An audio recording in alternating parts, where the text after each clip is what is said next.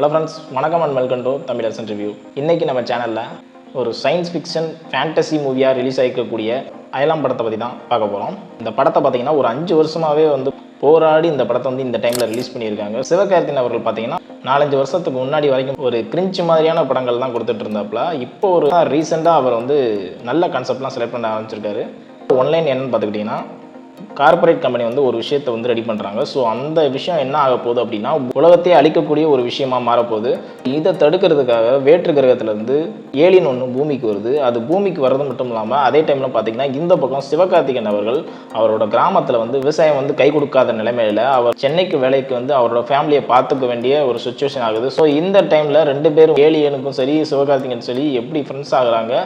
So alien என்ன சொல்லுது அப்படின்றத புரிஞ்சுக்கிட்டு சிவகார்த்திகேயன் அவர்களும் ஏலியனும் சேர்ந்து இந்த வேர்ல்டை எப்படி காப்பாற்றினாங்க அப்படிங்கிறது தான் இந்த படத்தோட ஒன்லைன். இந்த டெம்ப்ளேட் ஆல்ரெடி நிறையா படங்களில் வந்திருக்கு, ஹாலிவுட் படங்கள்லாம். இருந்தாலும் நம்ம எந்த ஒரு தமிழ் படங்களை எடுத்துக்கிட்டாலும் அந்த சயின்ஸ் ஃபிக்ஷன் ஏலியன் படம் இந்த மாதிரி எடுக்கப்பட்டாலே கண்டிப்பாக இதுக்கு முன்னாடி அவங்க ஹாலிவுட்டில் எல்லா தரப்பு படங்களுமே எடுத்து முடிச்சிட்டாங்க. ஸோ அதை தவிர்த்து நம்ம ஏதாவது பண்ணாலுமே ஏதாவது ஒரு சாயல் கண்டிப்பாக வரத்தான் போகுது. அதை தூக்கி ஓரமாக வச்சுட்டு இந்த படம் தமிழில் எப்படி இருக்குது அப்படிங்கிறத மட்டும் ஃபஸ்ட்டு பாருங்கள். சிவகார்த்திகேயன் அவர்களுக்கு மாவீரனுக்கு அப்புறம் இது ஒரு நல்ல படம்னே சொல்லலாம். இப்போ ரீசெண்டாக லியோ படத்தில் இந்த ஹைனா சீனில் எவ்வளோ விஎஃப்எக்ஸ் பண்ணியிருந்தாங்களோ அந்த அளவுக்கு இந்த படத்தில் கண்டிப்பாக ஏலியனாக இருக்கட்டும், மற்ற எல்லாம் இருக்கட்டும், நார்மல் பட்ஜெட் படங்கள்லேயே இந்த அளவுக்கு கொண்டு வரலாம் அப்படிங்கிறதுக்கு ஒரு ஹேட்ஸ் ஆஃப் சூப்பராகவே பண்ணியிருக்காங்க. அதில் எந்த ஒரு டவுட்டுமே இல்லை.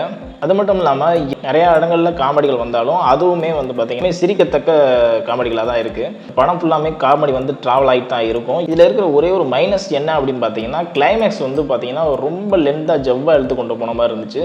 இந்த கிளைமேக்ஸ் ஆல்ரெடி நம்ம ப்ரிடிக்ட் பண்ணதான், இந்த மாதிரி தான் நடக்கும் அப்படின்றத ப்ரிடிக்ட் பண்ணதான். பட் பார்த்தீங்கன்னா இந்த கிளைமேக்ஸை கொஞ்சம் கம்மி பண்ணி ட்ரிம் பண்ணியிருக்கலாம் அப்படின்றது என்னோட கருத்து.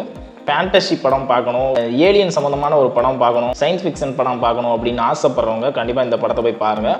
கண்டிப்பாக இந்த படம் உங்களை திருப்திப்படுத்தும். ஸோ அதனால் நார்மல் ஆடியன்ஸ்க்கு பிடிக்காது அப்படின்னு கேட்டிங்கன்னா அப்படி கிடையாது. எல்லா தரப்பு ஆடியன்ஸுமே கண்டிப்பாக இந்த படம் பிடிக்கும். ஃபேமிலி அண்ட் சில்ட்ரன்ஸ் கண்டிப்பாக இந்த படத்தை ரொம்பவே விரும்பி பார்ப்பாங்க.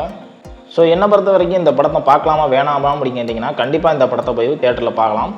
பார்க்குறவங்க பாருங்கள்.